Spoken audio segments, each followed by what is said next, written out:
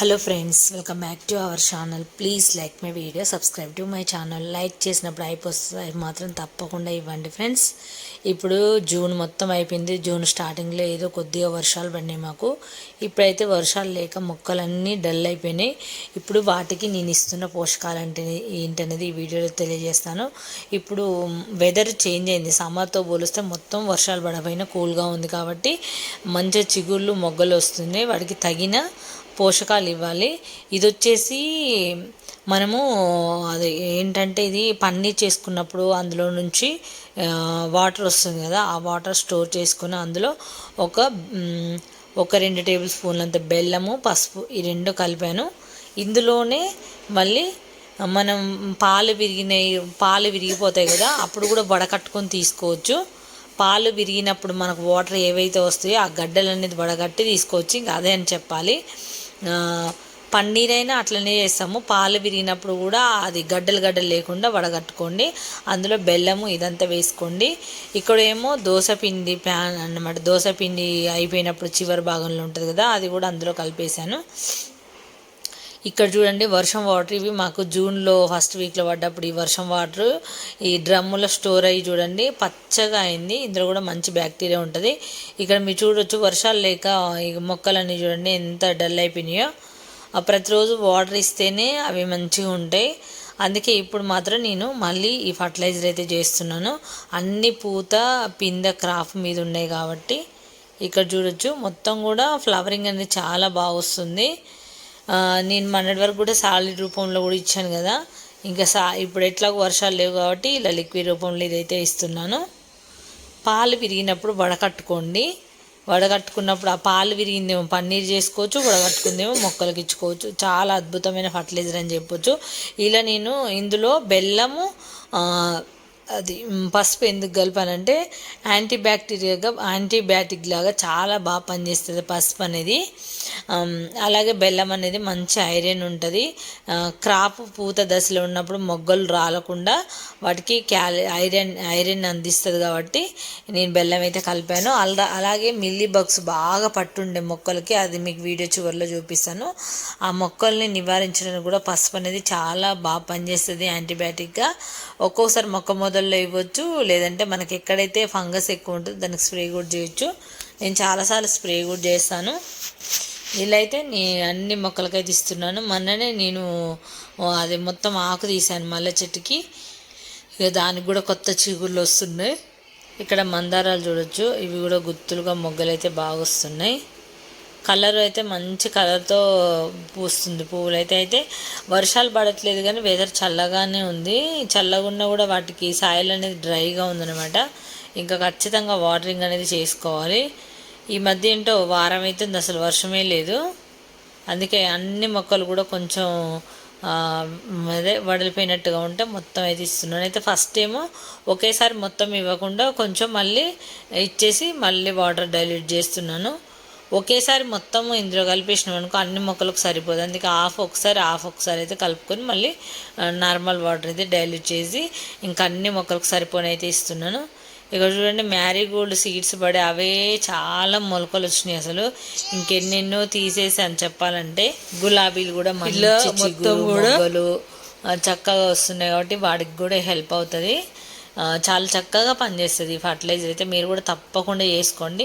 మీ ఇంట్లో ఎప్పుడైనా పాలు కానీ ఇరిగిందనకి ఇప్పుడు మీరు షుగరు, కాఫీ పౌడరు, మొత్తం టీ పౌడరు అంతా వేసి పెట్టినప్పుడు కూడా ఒక్కొక్కసారి విరిగిపోతుంది కదా. అలాంటప్పుడు దాన్ని వడకట్టి అందులో కొంచెం బెల్లము ఇట్లా పసుపు కలిపి వాటర్లో డైల్యూట్ చేసి ఇవ్వండి. చాలా మంచి ఫర్టిలైజర్ అనమాట. ఇలాంటివి మనం చేసుకున్నాం అనుకో మొక్కలకు చాలా హెల్ప్ అవుతుంది కాబట్టి తప్పకుండా ట్రై చేయండి. అందుకే నేను ఈ పసుపు బెల్లం అనేది నేను చాలా బాగా యూజ్ చేస్తాను మొక్కల కోసం. చాలా మంచి రిజల్ట్ అయితే ఉంటుంది. ఒక్కసారి మీరు ట్రై చేసి చూడండి. ఇక్కడైతే ఇంకా అన్ని మొక్కలకు ఇచ్చేసిన ప్రతి ఒక్క మొక్కకు ఇక్కడ మీరు చూడొచ్చు అన్ని. ఇప్పుడు చామంతులు కూడా నాటుకోవాలి. చామంతులు అన్ని వర్షాలు కొంచెం పడ్డాయి అనుకో చిగుర్లు వచ్చేసి మంచిగా అంట్లు అనేది తయారవుతాయి. ఆ తర్వాత మనం నాటుకోవచ్చు. ఇక్కడ చూడండి కనకాంబరం మొక్క మొదల్లో ఇది గంగవాయిల్ మొక్క అనుకుంటా. ఎంత చక్కగా దీన్నంతా అల్లుకుపోయింది. ఇంకా వాటర్ వేసాం కదా, మనం ఏది తీసినా ఈజీగా వచ్చేస్తుంది. అలాగే కనకాంబరం మొక్క సమ్మర్ అంతా చాలా పువ్వులు వచ్చిన తర్వాత ఈ మొత్తం సీడ్స్ కాయలు ఏవైతే ఉంటాయో ఎండిపోయి ఉన్నాయి కదా, అలా ఎండిపోయినప్పుడు వాటికి కొత్త చిగుళ్ళు రావు కాబట్టి అవి కూడా తీసేసిన. ఇక్కడ చూడండి, ఈ మంచి కలర్ అన్నమాట. ఇది ఎంత బాగుంటుందంటే అసలు దేవుడికి పెట్టినా కూడా ఈవినింగ్ నైట్ వరకు కూడా అలాగే ఉంటుంది, అంత ఫ్రెష్గా ఉంటుంది. ఇది ఈ మందార అదే అన్నమాట. ఇది చాలా రేరుగా ఉంటాయి, అన్ని మందారాలు ఒకేలా ఉండవు. ఈ ఫ్లవర్ అలా ఉంటుంది, మళ్ళీ థిక్ రెడ్ అనిపిస్తుంది. నా గార్డెన్లో ఇంకోటి ఉందని కానీ అది ఇది కాదు, ఇది థిక్ రెడ్ అనమాట. భలే అనిపిస్తుంది ఈ కలర్, చాలా బాగుంటుంది. మళ్ళీ ఎక్కువసేపు ఉంటుంది అన్నమాట వాడిపోకుండా. ఇంక ఈరోజు నేనేం పొద్దున పువ్వులు కోయలేదు, అన్నీ ఇంకా అలాగే ఉన్నాయి. అయితే మొన్న శంకు ఫ్లవర్ మొక్కకు మస్తు పువ్వులు వస్తూ ఉండే, నేను అదన్నిటి మీదకి ఇట్లా అల్లుకుపోతుందని చెప్పేసి సగం కట్ చేసిన. ఇది చూడండి మంచి చిగుళ్ళు ఎన్ని ఉన్నాయో. మళ్ళీ గులాబీలు కూడా మొన్న చాలా కోసాను, మీకు ఆల్రెడీ వీడియోలో కూడా చూపించాను కదా. ఇక్కడ గన్నేరు కూడా మంచిగా మనం పోషకాలు ఇస్తున్నాం కదా. ఎండాకాలం కొంచెం డల్గా ఉండే, వెదర్ కూడా చేంజ్ అవ్వడం వల్ల మంచిగా మొగ్గలు అయితే వస్తున్నాయి. మొన్న సగము తీసాను, ఆ రోజు మీకు ఏం చూపించలేదు నేను మల్లె ఆకులు. అయితే మల్లె ఆకులు మొత్తం తీసేసిన. ఇప్పుడు నేను నెక్స్ట్ మీకు ఏం చూపిస్తానంటే మొత్తం మల్లె అంట్లు కొన్నిట్లో పెట్టుకోవడం, అలాగే చామంతులు వర్షం పడితేనేమో చామంతులు మొలకలు ఉంటాయి కదా, తీసేసి వేరే వేరే కుండీలలోకి మార్చుకోవాలి. ఈసారి సమ్మర్లో పెద్ద చామంతి చెట్టు ఇంకా నేనే వదిలేసా, ఉండట్లేదు కదా అని చెప్పేసి అది ఎండిపోయింది. ఉన్న ఒక చెట్టునే కాపాడాలి. ఇక్కడ చూడండి, ఇదంతా మల్లె అంట్లు ఎన్ని ఉన్నాయో. ఈ మల్లె అంట్లన్నీ 2-3 కుండీలోకి పెడతాను. ఎవరికైనా కావాలంటే చెప్పండి, పంపిస్తాను దగ్గరలో ఉన్న వాళ్ళకి. చూడండి ఎన్ని ఉన్నాయో మల్లె అంట్లు, మాత్రం చాలా ఉన్నాయి. ఇలా పెట్టినవే 2-3 కుండీలో కూడా ఇలా పెట్టినవే. ఇందాక మీకు అప్పుడప్పుడు చూపిస్తాను కదా, అది కూడా ఇంకొక వీడియోలో నాటేటప్పుడు చూపిస్తాను. ఇప్పుడు కూడా ఇందులో ఉన్నాయండి, ఒకే కుండీలో ఎందుకు ఇన్ని మొక్కలు, వేరే వాటిలో కూడా వేస్తాను. ఇక్కడ చూడండి ఎంత చక్కగా అసలు అది దొండపూత అయితే భలే వస్తుంది, చూస్తుంటే భలే ముద్దుగా అనిపిస్తుంది.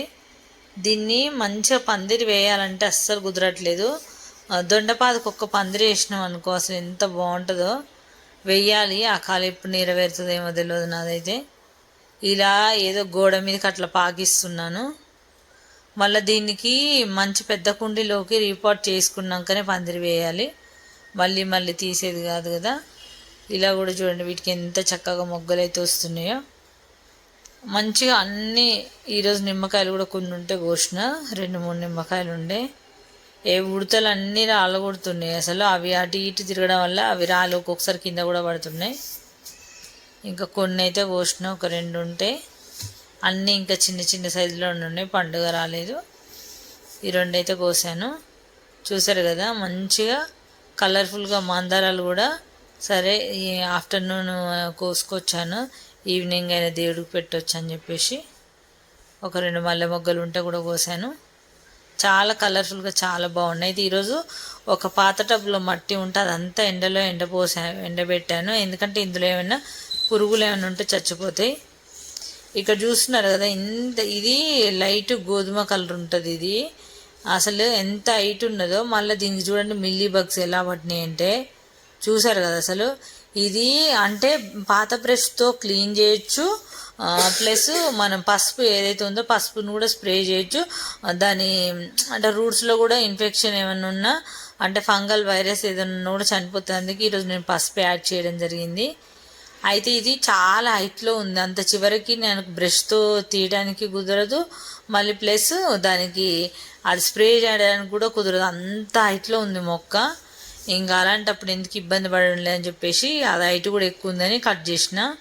మామూలు హైట్ కాదు, నాకంటే 3 ఉంది హైట్. అంత హైట్కి ఇంకా నేను ఏడ ఎక్కి బ్రష్తో క్లీన్ చేసి పసుపు వాటర్ని ఎట్లా స్ప్రే చేయాలని చెప్పేసి నేను మొత్తానికి తీసేసిన. అయినా అంత హైట్ ఉన్నా కూడా మొక్క ఎక్కువ పువ్వులు కూడా పోయేది. కట్ చేసుకున్నాం అనుకో మంచిగా బుషీగా వస్తుంది. నేను ఒక 2 రకాలు కూడా ఆలోచించి ఇదైతే దూరంగా, అసలు మనకు గార్డెన్కి చాలా దూరంగా వేయాలి, ఎందుకంటే మళ్ళీ మిగతా మొక్కలు కూడా పాకుద్ది కాబట్టి. ఇది జస్ట్ పాలు విరిగిన వాటర్ని వడగట్టి అందులో బెల్లము పసుపు ఈ రెండు కలిపి అయితే ఈ వాటర్లో కలిపి నార్మల్ వాటర్లో డైల్యూట్ చేసి ఇచ్చిన మంచి రిజల్ట్ అయితే ఉంటుంది.